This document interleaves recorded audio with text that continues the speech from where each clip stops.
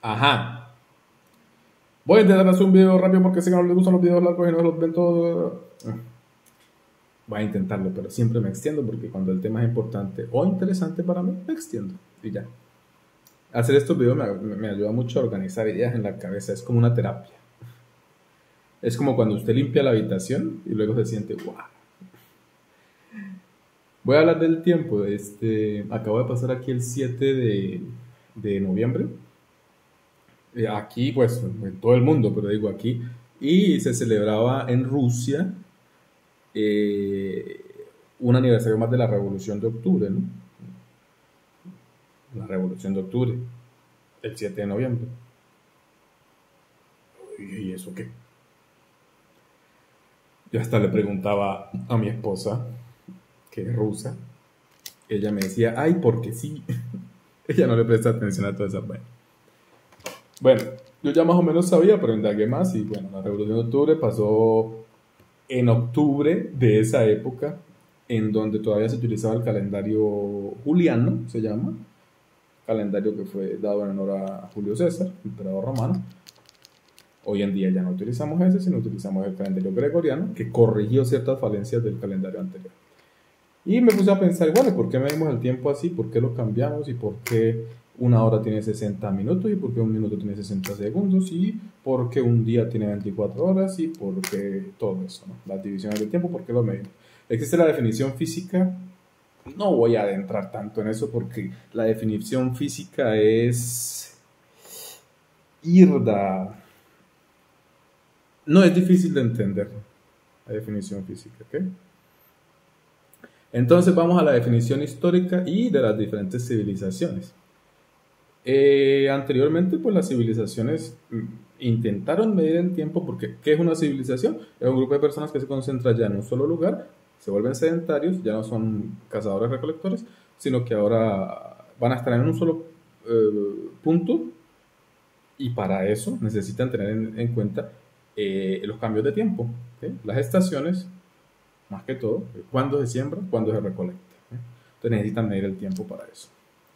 ¿Cómo comienzan a medir el tiempo? Ah, pues aquí hace frío y luego al rato, unos meses hace calor. Entonces, cuando hace frío no se puede sembrar ni se puede recolectar, pero cuando comienza la nieve a bajar y el frío también, pero sí se puede. Ah, entonces vamos a medir cuándo pasa lo de la melt, el deshielo, y cuándo pasa lo de la helada otra vez. Y comienzan a darse cuenta que son periodos que se repiten año a año, se repiten. Tampoco había definición de año, pero la pusieron con eso, con las 4 estaciones. Más o menos empiezan, y en ese tiempo empezaba el año en lo que son los equinoccios, ¿no? Los equinoccios, equi que significa igual, como equidistante, equidad. Entonces equinoccio es el día exacto en donde 12 horas hay de sol, 12 horas hay de oscuridad. Y los equinoccios pasan más o menos en marzo, el de primavera, y más o menos en octubre, el de otoño. Equinoccio de primavera se siembra, equinoccio de octubre se recolecta. Más o menos también tiene que ver con lo de ir el Halloween, ¿no? Ir a hacer la recolecta, por eso es que los niños van y agarran las calabazas y toda esa vaina y se recolecta todo lo que se sembró. Entonces tenían que medir el tiempo. Lo midieron ya, listo, el año lo partieron en 4, las 4 estaciones. Bastante inteligente de parte de ellos. Pero el tiempo, a medida que las sociedades van avanzando, se va volviendo más importante. Entonces ya no vemos año a año, sino tenemos que ver más corto, ¿no? Mes a mes. ¿Cómo se crea la definición de mes? Eso viene de los egipcios, que lo tomaron de los babilonios, que lo habían tomado a su vez de los sumerios. Los egipcios contaban, nosotros contamos con 10 dedos, los egipcios contaban con las falanges. Esto es una falange, esto es otra y esto es otra. Entonces los egipcios contaban 1, 2, 3. Y no lo contaban con el otro dedo, lo contaban con el pulgar. Entonces contaban 1, 2, 3, 4, 5, 6, 7, 8, 9, 10, 11 y 12. Esa era la base en la que contábamos. Nosotros a día de hoy contamos en base 10, ¿sí? Todo sube hasta el 10, luego se repite otra vez 10, luego se repite otra vez hasta el 30, luego se repite hasta el 40, al 100 y luego se repite otra vez. Los egipcios contaban en base 12 porque esto era lo que les daba. Y de ahí sacaron dividir el día, el que tiene sol, en 12 horas y la noche, la que tiene oscuridad, en 12 horas también. Entonces, y otra cosa que los egipcios están relativamente cerca del Ecuador, ¿no? Entonces no les cambiaba mucho con las estaciones el sol. Sí cambiaba, pero no tanto. Si lo han notado, al menos en Colombia, en enero amanece un poquitico más tarde. Un poquitico, 20 minutos más o menos. No es mucho el de Falco. Si usted se mueve más hacia el norte, el de Falco es de casi 5 horas, 4, Nueva York, Filadelfia, San Petersburgo. Y si se mueve hasta el polo norte, pues hay lugares que no reciben sol en invierno. Y hay lugares que ven la luz del día las 24 horas en verano. Entonces comenzaron a hacer divisiones más pequeñas. Bueno, ya tenemos 12, ya tenemos meses, ok. Les pusieron nombres primero los nombres se los daban con números, como prima, segunda, en latín. Luego les pusieron el nombre a algunos emperadores. Agosto, que era el mes 5, si no me acuerdo, o 6. Así se llamaba, mes 6. En chino también se los llaman así por números. Pero se le pusieron el nombre al emperador Augusto. Julio también, el nombre a Julio César. Le robaron días a febrero porque Augusto, el emperador, no podía tener un mes de 30 días. Tenía que tener uno de 31. Le robaron otro día a febrero. Por eso quedó con 28. Y luego 29. A ver si va a explicar lo de los bisiestos. Pero tampoco fue suficiente. Entonces vamos a tener que... El tiempo se vuelve cada vez más caro y más importante. Vamos a tener que subdividir. Entonces subdividieron los meses en semanas. Semana 4 por las 4 fases de la luna. Que la luna, eso también era observable muy fácilmente. La luna a veces está toda brillante, o sea, luna llena. La luna luego deja de estar brillante. Más o menos 7 días dura ese periodo en el que se borra el brillo y está todo opaca, luna nueva. Luego comienza otra vez a brillar, luna creciente, y luego vuelve a estar brillante otra vez, luna llena. Mira, son cuatro etapas y se repiten y se repiten y se repiten. ¡Pum! Ahí vienen las semanas. Entonces 4 semanas, casi que 4 semanas por cada mes, porque siempre va a haber un desfalco. El tiempo no se puede medir exactamente. Han creado muchos sistemas muy buenos para medirlo, desde los sumerios hasta los días de hoy, que ahorita explicaré si alcanzo, pero nunca son exactos. Exactos, no. Listo. Luego viene, ya tenemos los días, ya tenemos las semanas, tenemos los años, y un día común. Bueno, los egipcios ya habían dicho 12 horas de día, por las falanges, 12 horas de noche. Bueno, ya tenemos las horas. Luego se vuelve más valioso el tiempo. No, tenemos que también contar divisiones de las horas. No puedo meramente decir me demoro 1 hora en todo, ¿no? Porque puedo demorarme menos. ¿Y eso cómo lo contamos?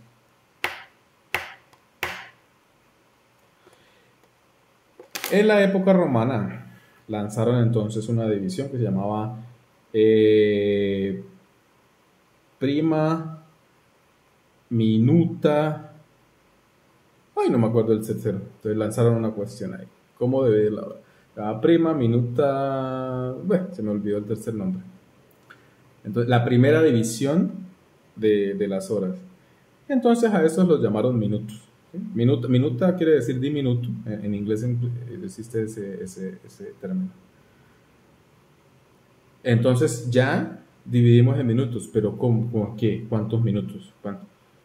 Pongámosle 60. ¿Por qué? Los sumerios ya tenían su base numérica en 60 desde el año 4500 a.C. Los sumerios. ¿Por qué la tenían en base 60? Eso no se lo responde a usted ni un historiador ni un físico, nadie.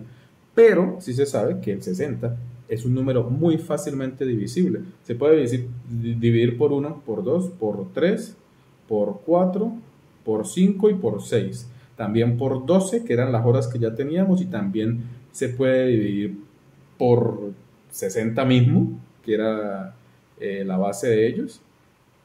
Entonces es muy fácilmente divisible y es fácil de manipular. Entonces dividieron la hora en 60. Y ahí nacieron los minutos. Desde ahí hasta casi el siglo XV todavía no había habido una división específica del minuto, o sea, en segundos. Los romanos sacaron una que se llamaba prima minuta secunda, algo así. Como minuta ya lo habían agarrado para llamar a los minutos, entonces a esta la llamaron secunda, o sea, segundos. De ahí viene la división de los segundos, porque fue la segunda división que se hizo. Entonces por eso los minutos se llaman minutos y por eso los segundos se llaman segundos. La dieron otra vez en 60, otra vez en la base sumeria. El 60 es un número muy polivalente y muy útil, porque en los tiempos también de primero Eratóstenes, que fue el que concibió la redondez de la Tierra desde 300, 400 años antes de Cristo, y también Hiparco, que fue otro. Eratóstenes hizo la división, pero a nivel de los trópicos. En cambio, Hiparco sí hizo la división a nivel de los paralelos. Perdón, a nivel de los meridianos. Los trópicos son paralelos. Entonces, Hiparco agarró y dijo: somos redondos y tenemos en base 60. Un círculo, ya matemáticamente, es muy fácilmente dividible entre 60, pero no le vamos a poner 60, le vamos a poner 360. De ahí comienza la idea de que un círculo tiene 360 grados. Y si somos un círculo, o sea, la Tierra, pues lo podemos dividir en pedazos que sumen 360. ¿Y cómo lo dividimos entonces? Pues dividámoslo en 60. No, mejor dividámoslo en las horas del día, para poder tener una idea más específica de en qué lugar empieza una hora y en qué lugar termina. ¿Cuántas horas en el día? Ya habíamos llegado a que tenía 24, 12 de día, 12 de noche. 24. Entonces dividimos 360 en 24. ¿Cuánto da eso? 15. Y lo que hoy en día usamos, una hora equivale a 15 grados de latitud o de longitud, por donde quiera que lo mire, ¿no? O sea, si lo mira de arriba hacia abajo, si lo mira de este a oeste. Entonces, una hora equivale a 15 grados. 15 grados angulares, estoy hablando de geometría. Entonces, si usted tiene países como Colombia, que tienen una sola hora, es porque más o menos tienen una inclinación de 15 grados desde el núcleo de la Tierra, de donde empieza a donde termina, de Guainía a Chocó, más o menos, ¿no? Tampoco es exacto. Y si tiene un país como Rusia, que tiene 11 usos horarios, pues entonces 11 por 15, 165. Entonces tendría 165 grados más o menos. 165 es casi media Tierra, ¿no? Media Tierra sería 180. Entonces ahí ya se dio la división de las horas. Luego estas se dividieron en minutos, igual en modo 60, en base 60. Y luego el tiempo se va volviendo cada vez más valioso. No, en un minuto puedo hacer muchas cosas, hay que dividirlo. Volvieron a dividir en segundos. Listo. Y a día de hoy es prácticamente lo que utilizamos. El que utilizábamos era el juliano hasta 1900 alguito. El cambio que se dio es porque bueno, con el avance de la ciencia se van dando cuenta que hay un desfalco pequeño, que el día no tiene 24 horas. El día tiene 23 horas, 59 minutos, algo así, y algunos segundos. También se van dando cuenta que el año no tiene 365 días ni 366, sino que tiene 365 días, 5 horas y 48 minutos. ¿Eh? El año solar, o sea, darle una vuelta al sol. Entonces, como no es exacto, ahí viene ya el calendario gregoriano y corrige los errores del calendario juliano. Cuando se adapta ese calendario a los nuevos pueblos en 1900 tanto. Entonces es donde se produce ese desfalco. Entonces por eso es que la revolución de octubre pasó en lo que hoy en día es noviembre para los rusos y muchas otras cosas en la historia de los países, ¿ok?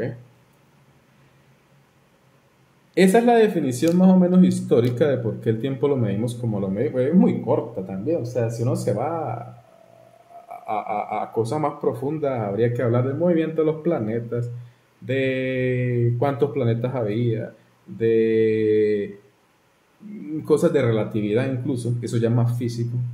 Ahí rápidamente la definición física del tiempo. No existe unanimidad, pero la general que se conoce hoy en día es un poco diferente a la definición relativista de Einstein y muy diferente a las definiciones de la física clásica o la física newtoniana. El tiempo era una forma de medir el paso de los episodios. Luego llega Einstein y dice, no, el tiempo es relativo. Y además, no, el tiempo también es una dimensión. Entonces comienzan a hablar de espacio-tiempo. Y luego dicen, pero ¿cómo se mide entonces si es una dimensión? ¿Cómo intentamos totalizar la definición del tiempo? Y se toman el trabajo, los físicos del siglo XX, de darle una definición a la partícula más pequeña que tenemos de tiempo, que es el segundo, ¿no? Hay micropartículas que son los décimas, centésimas del segundo, pero la más básica es el segundo. Entonces, ¿qué es un segundo? ¿Cómo se define eso? Agarran los físicos y los químicos del siglo XIX, perdón, del siglo XX, y le dan una definición que es así, me tocó anotarla, y aquí la tengo. Entonces, colocan un átomo de cesio se escribe con con CeSio, y le miran las dos capas más externas en donde se mueven los electrones. La materia siempre está moviéndose, siempre, más que todos los electrones. Entonces, la capa más externa y la inmediatamente inferior, hay un electrón que está siempre moviéndose entre las dos capas. Entonces definen que un segundo es, aquí lo tengo, me tocó anotarlo, 9.192.661.770 oscilaciones de ese electrón para tener una cuestión estándar, ¿no? Porque si no, cada uno, yo mido por lo menos en Cúcuta se dice 1 libra son 500 gramos, pero no, en Londres 1 libra son 463, entonces tenemos que tener algo estándar, ¿no? Y de ahí nace pues la definición de lo que es físicamente, ya atómicamente, un segundo. También se tienen definiciones para lo que es un kilo, definiciones un poco más clásicas y definiciones un poco más modernas a nivel atómico.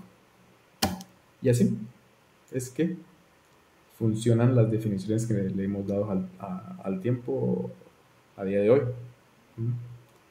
Y el tiempo se ha convertido en mi peor enemigo. No, mentira. Podemos decir que el tiempo para nosotros ocurre de una manera lineal. Para Einstein ya el tiempo es relativo, y luego con la física cuántica el tiempo es y no es. ¿Sí? O sea, todo existe a la vez, y acompañado del relativismo depende mucho del observador, pero eso es un tema muy profundo. Les recomiendo a Javier Santaolalla, un español, eminencia, pelado relativamente joven, doctor en física, y explica muy bien, o sea, muy fácilmente esas cosas. Digo muy fácilmente en comparación a otros, porque hay cosas, la mitad de lo que él dice yo no lo entiendo, pero es muy agradable escucharlo. Hay otro mexicano que se me va el nombre, un poquito mayor, pero es muy bueno también. Pero pueden empezar con Javier Santaolalla. Listo, 20 minutos fue la vaina. Tampoco fue tan largo, pero creo que fue fructífero.